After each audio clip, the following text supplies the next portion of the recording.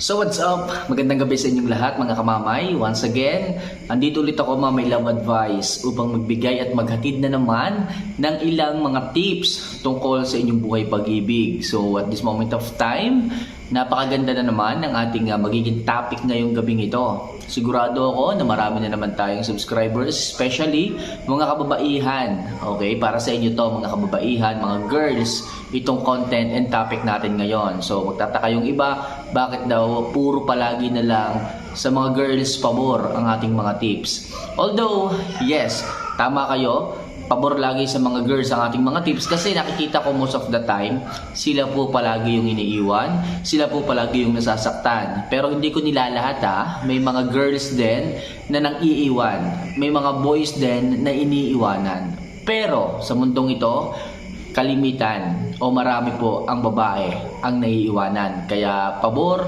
at mas pinapaboran ko ng topic and content yung mga tips ko para sa mga babae. Okay? So mga kamamay, magiging topic natin ngayon is ang mga bagay na dapat mong gawin upang mas maging atat. Okay? Mas maging atat at mas ma-addict sa'yo ang isang lalaki. Okay? So sigurado ako napakarami nating mga subscribers na babae na nangangailangan nitong ating mga tips na ito. Kasi yung iba, hindi na pinapahalagahan. Kasi yung iba, matapos makuha ang gusto, bigla na lamang naglalaylo, bigla na lamang nagbabago, bigla na lamang nanlalamig. Kaya ginawa ko tong video ito para sa mga girls kahit pa paano umiti kayo at alam niyo yung dapat nyong gawin. Kapag dumating yung time na nanlamig na sa inyo ang inyong mga jowa, ang inyong mga partners, ang inyong mga asawa, okay? Ang inyong mga lalaki na talagang feeling nyo sila na, okay? So mga kamamay, don't forget to click the subscribe button and notification bell para lagi po kayong maging updated sa lahat ng mga love advices and videos na ginagawa ko. Okay? So kung nakapag-subscribe na kayo, wag na natin masyadong patagalin pa. Gusto ko simulan na. So ano ba yung number 1 tips ko upang sa ganon is maging atat sa inyo ang isang lalaki at tumaas ang value ninyo sa kanila. So number 1, huwag mong ipakita na uto-uto ka. Sa mga sinasabi niya, palagi kang sumusunod. Sa bawat idikta niya sa iyo, lagi kang sumusunod kahit hindi na okay sa iyo yung isang bagay, ginagawa mo pa rin. So kapag ganyan, ibig sabihin, wala kang sariling desisyon, lagi ka lang sumusunod sa kanya, hindi ka nagde-decide para sa sarili mo. Kung ano na lang ang sabihin niya, ginagawa mo, kahit mali na, ginagawa mo pa rin. Kapag ganyan, alam ng isang lalaki na wala kang sariling paninindigan, wala kang sariling tapang, wala kang sariling desisyon sa sarili mo. Ibig sabihin, uto-uto ka. Sa madaling sabihin, wala kang desisyon para sa sarili mo. So bumababa po ang level o yung value ninyo sa isang lalaki. Kaya kung ako sa inyo, para ma-addict sa inyo, ipakita nyo po. Okay, bilang isang babae na meron kayong dignidad, na meron kayong paninindigan sa inyong sarili, na meron kayong sariling desisyon, na hindi kayo uto-uto. Okay, na hindi kayo sunod-sunuran lamang sa kung anong sabihin ng lalaki. So kailangan ipakita nyo, okay, na high value woman kayo. Para sa ganon, ma-addict sa inyo ang isang lalaki, maging atat sa inyo ang isang lalaki na mas mahalin pa kayo. Okay? So kapag nakita nila na parang lalamya-lamya ka, na parang wala kang desisyon sa buhay mo, na hindi mo kayang mag-isip, na hindi mo kayang mag-decide para sa sarili mo, well, iiwanan ka talaga ng mga yan. Kasi wala silang magiging challenge sa iyo. Wala silang matutunan sa iyo kapag ganyan. Kaya kung ako sa inyo mga kamamay, mga girls, ipakita nyo na meron kayong sariling pananaw, sariling desisyon, na hindi kayo uto-uto pagdating sa mga lalaki. Okay? So number 2, dapat marunong kayong magpamis. Ito lagi ko sinasabi sa inyo, huwag kayong makulit palagi. Huwag kayong puro lalaki ang nasa isip. Huwag kayong puro cellphone. Huwag nyo palaging i-message yung tao. Huwag nyo palaging tawagan yung tao. Alam nyo may trabaho, alam nyo may ginagawa. Bagkus, kinukulit pa ninyo. Tapos kapag hindi kayo nireplyan, kayo pa yung magpapabebe. Okay, kayo pa yung magtatampo. 'Di ba? So kung gusto nyo na maging atat sa inyo ang isang lalaki, na palagi kayong hanapin, isipin ng isang lalaki, huwag nyo sobrahan, okay? Huwag nyo sobrahan ang presensya ninyo para sa kanya. Kailangan siya yung mag-isip kung ano yung ginagawa mo. Dapat siya yung mag-isip kung ano ba ang nasa isip mo. Dapat siya yung mag-isip kung paano ka hahanapan ng panahon at oras. Hindi yung wala ka nang ginagawa maghapon, patuloy pa ang pangungulit mo, 'di ba? Wala ka nang trabaho, tapos magpapabebe ka pa. 'Di ba? Baka dumating yung time na iwanan ka ng lalaki kapag kaganyan. Kasi puro ka cellphone, puro ka pag-ibig. 'Di ba? Hindi ka na nagtrabaho, hindi ka na nagbanat ng buto. Tandaan nyo ang isang high value woman, mga kamamay. Busy yan sa buhay, busy yan sa trabaho. Kasi ang gusto niya, merong maging magandang kinabukasan yung sarili niya. Okay? Para magkaroon ng magandang kinabukasan yung relasyon ninyo. Hindi yung puro chat, puro text, puro I love you, puro I miss you, 'di ba? Huwag ganoon, mga kamamay, be practical. Kailangan maging high value woman kayo para maging attached sa inyo ang isang lalaki. 'Di ba? Huwag niyong sayangin yung pagkakataon na makita sa inyo yung mga standards na gusto ng isang lalaki. 'Di ba? Huwag sana kayong maging pabigat. Kasi kung dire-diretso niyo gagawin 'yan, yung pag-iisip ninyo sa mga jowa ninyo, alam niyo naman na nagtatrabaho, hindi naman sila nang babae. Pero nagdududa ka pa rin, malamang sa malamang. Okay? Palamunin ka pagdating ng araw. Pagdating ng araw, wala kang maiko-contribute sa inyong relasyon, especially kung magkakatuluyan kayo, especially kung magkakapamilya kayo, 'di ba? So wala kang contribution sa inyong relasyon, mahihirapan kayo, mahihirapan ka. Kaya kung ako sa iyo, itaas mo ang value mo, maghanap ka ng trabaho, huwag mong isipin ng lalaki. At the same thing, kapag hindi mo ginawa na magparamdam, hindi mo ginawa na mangulit, tataas yung value mo. Iisipin ka ng isang lalaki, magkakaroon ng chance na magtanong, mag-overthink ang isang lalaki kung ano bang ginagawa mo sa araw na yon. Kasi nawala ka bigla kasi hindi ka na nagparamdam. 'Di ba? So tataas ngayon yung value mo sa kanya. Kaya kung ako sa iyo, dapat matuto kang magpa-miss. Huwag ka munang magparamdam sa kanya. Okay? So number 3, paminsan-minsan sorpresahin mo rin. Okay? Paminsan-minsan bumili ka ng regalo. Paminsan-minsan isurprise mo siya, 'di ba? So hindi naman siguro masama 'yon. Paminsan-minsan lang naman, hindi naman araw-araw, hindi naman palagi. Sa ganitong pagkakataon, mga kamamay, nagkakaroon ang isang lalaki na makapag-isip siya at makita ang value mo.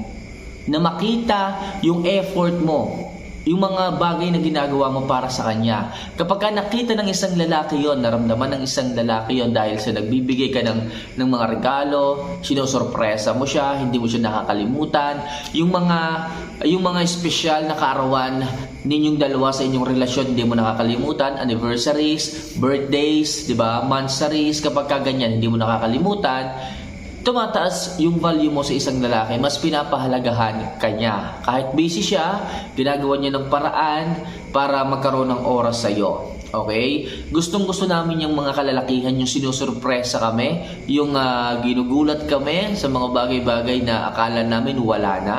Akala namin nakalimutan nyo na yung anniversary natin, ninyo, tapos biglang susulpot ka, isang surprise yung makikita namin. So mas mamahalin po kayo ng isang lalaki. Mas magiging atat ang isang lalaki sa inyo kapag kaganyan. Kung masasanay sila na mayroong sorpresa kayo palagi sa mga kaarawan ninyo sa inyong relasyon, so i-expect na niya na meron kang surprise at mas mai-excite yan sa inyong relasyon every time na merong darating na mahalagang kaarawan sa inyong relasyon. Kaya kung ako sa inyo, mga kamamay, huwag niyong kalimutan na kahit paminsan-minsan isorpresa niyo din ang inyong mga jowa, ang inyong mga asawa. Kasi mas iba yung pakiramdam. Iba yung pakiramdam sa feeling na nasosurprise mo kami, na pinapahalagahan nyo yung bawat kaarawan na meron sa inyong relasyon. Especially yung mga birthdays, yung ganyan, yung anniversaries ninyo kung kayo is mga mag-asawa na. So huwag niyo pong kakalimutan yan, mga kamamay. Malaki po yung tulong yan para magkaroon ng additional spice sa inyong relasyon. Talagang iisipin ka ng isang lalaki, talagang aabangan ka ng isang lalaki, talagang hindi niya na mahihintay yung panahon at pagkakataon na yon na dumating. Kasi nga, sinusurprise mo siya, kasi nga, mapapangiti mo siya at hindi mo siya bibiguin sa mga bagay-bagay na ganyan. Alright? So next, iparamdam na busy ka. Okay? So sa isang relasyon, mahalaga to. Huwag palaging 100% yung oras mo lang sa kanya. halos bantayan mo siya sa maghapon. Huwag ganon. Very wrong yun mga kamamay. So, paminsan-minsan magpa-miss din po kayo. Subukan yung wag mag-chat, wag mag-reply ng 5 to 7 hours. Hahanapin kayo ng mga yan. Maghahanap ng mga yan, katanungin kayo ng mga yan kung bakit ang tagal nyong hindi nagparamdam, bakit maghapon na yung lumipas, hindi pa kayo nagpaparamdam. So talagang hahanapin kayo ng isang lalaki kapag kaganyan. At ihanda nyo yung sarili ninyo kapag tinanong kayo. Kailangan meron kayong valid reason kung bakit kayo hindi nagparamdam. Pero sa isang banda, makikita nyo talaga, nahahanapin kayo, mamimiss kayo ng isang lalaki kapag ganyan. Okay? Ipaalam mo lang na busy ka sa trabaho. Maraming ipinagagawa yung boss mo. Di ba? So marami ka pang magagawa sa buhay mo, sa maghapon, kung hindi ka magpaparamdam sa kanya. Kung hindi ka magpaparamdam, pwede kang sumideline, pwede kang maghanap ng trabaho, di ba? So magpaka-busy ka kapag kaganyan. Hindi yung puro siya na lang ang iisipin mo, siya na lang yung babantayan mo sa maghapon. So matuto kang magpa-miss at matuto kang umatikha, okay, ng sarili mong pera. Okay na sarili mong sideline para sa ganon hindi naman pabigat ka sa inyong relasyon, di ba? Kaysa babantayan mo ng babantayan yung asawa mo, yung partner mo maghapon. Kaysa chat mo ng i-chat, kukulitin mo ng kukulitin, pati siya naabala na. So try mong magpahinga, try mong wag i-chat, wag mong i-text at maghanap ka ng sarili mong mapagkakakitaan. Mas matutuwa pa sa iyo at mas ma-appreciate pa ng isang lalaki yan pag nakita. Kaya kung ako sa inyo, matuto kayong magpa-miss. Matuto kayong wag munang magparamdam sa kanila. Okay? So next, magandang mag-ayos ka. Okay? Panatilihin mo ang sarili mong fresh at kaakit-akit. Ito, napakaganda nitong tips na to. Para maging attached sa iyo at para mas mahumaling sa iyo ang isang lalaki, pakita mo naman na nagse-self-improve ka. Pakita mo naman na pinapanatili mo yung freshness mo sa inyong relasyon. Hindi yung naging kayo na, naging asawa ka lang, nagkaroon lang kayo ng anak, dinahilan mo na lang na mag-asawa na naman kami. Okay? Wala nang ganyan-ganyan pa kasi gastos lang yan. 'Di ba? Hassle lang yan. Mag-asawa na naman kami, may mga anak na naman kami, hindi ko na kailangan pang mag-ayos. Kasi sigurado na ako sa kanya na talagang ako lang at wala nang iba kasi mag-asawa na kasal na kami. So wag kang papakasigurado dyan, kamamay. Kasi mga visual creatures ang mga lalaki. Kahit mag-asawa na kayo po, pwede pa yung maghanap ng iba. Kahit mag-asawa at may mga anak na kayo, pwede pa yung tumingin sa iba. Kaya kung ako sa inyo, para tumaas ang attraction ninyo sa isang lalaki, para tumaas yung curiosity niya pagdating sa iyo, para masabik at asamin ka ng isang lalaki, mag-ayos ka, mag-self-improve ka. Yung hygiene mo, ayusin mo. Baka ultimo yung tilapia mo, hindi mo na mahugasan gabi-gabi. Sino ba namang hindi gaganahan? Sino ba namang mga mister ang hindi katutulugan kapag kaganyan? Diba? Ultimo tilapia, hindi mo pa mahugasan. Sarili mo na, nakakabit na sa iyo, kailangan ayusin mo, panatilihin mong mabango, 'di ba? May mga nabibili naman diyang mga guava flavor na po pwedeng panghugas diyan. 'Di ba? Alam niyo 'yan mga girls. Huwag niyo hayaan, huwag niyo sanayin ang sarili ninyo na okay lamang. Kung sa inyong sarili nagkakaige o naging okay lamang sa inyo yung hindi maghugas gabi-gabi, well, sa amin hindi yan po pwede, 'di ba? Kaya yung ibang mga lalaki is naghahanap ng ibang tilapia kasi yung inyo hindi nyo mahugasan. Yung gabi hindi nyo mapanatili. Sa gabi hindi nyo mapanatili yung magandang hygiene ninyo. Yung amoy ninyo, maghapon na kayo nabilad sa arawan, hindi malaman kayo naliligo, di ba? So kung ako sa inyo mga kamamay, mga girls, kahit man lamang sa katawan ninyo, ipakita nyo yung good hygiene. Good hygiene, napakahalaga niyan. Okay? Para asamin ka ng isang lalaki, para maging attached siya. Okay? Pagdating sa iyo.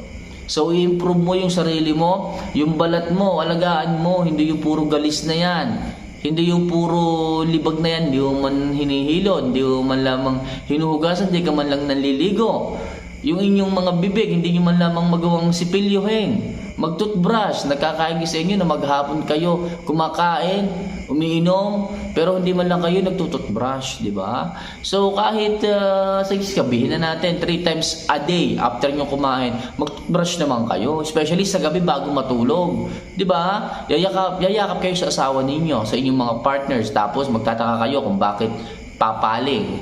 Bakit? Mag-iiba ng posisyon sa pagtulog. Syempre, yung bibig ninyo, hindi nyo man lang magawang i-toothbrush. 'Di ba? So yun lang mga kamamay, kailangan i-self-improve niyo pa rin yung sarili ninyo. Huwag kayong titigil na magpaganda, na mag-ayos, na alagaan ang sarili ninyo. Kasi mga visual creatures, mga tumitingin sa mga itsura ang inyong mga partners na yan. Hindi natin may iwasan na tumingin sa iba kung meron tayong pagkukulang pagdating sa ating sarili. So once again, hanggang dito na lang muna mga kamamay ang aking tips upang sa ganon is mahumaling sa inyong isang lalaki at maatat. 'Di ba? So for more video mga kamamay, and sa mga gusto magpa-shoutout, pwede po kayong mag-comment down below. And syempre, tatanong ko na rin sa inyo mga kamamay kung okay ba yung ganitong klase ng hindi naman sando to ng shirt, ng polo shirt na ating suot sa mga susunod pang videos. Okay lang ba yung ganito, or pwede tayo bumalik sa sando kung medyo binabanas kayo? So ako medyo binabanas, pero syempre kailangan natin gawin to para sa formality ng ating mga viewers. Okay, and syempre, thank you rin sa nag-comment at na nag-advise sa akin na mag-change outfit na ganito, and sa tingin ko naman is maraming nagiging good feedback. And i-comment nyo naman sa baba mga kamamay kung okay lang sa inyo yung ganitong klaseng mga polo shirt ang ating suotin sa bawat video ang ginagawa natin. Okay? So maraming salamat sa pagtapos ng video. So see you for our next vlog mga kamamay, and thank you for your support. Bye-bye!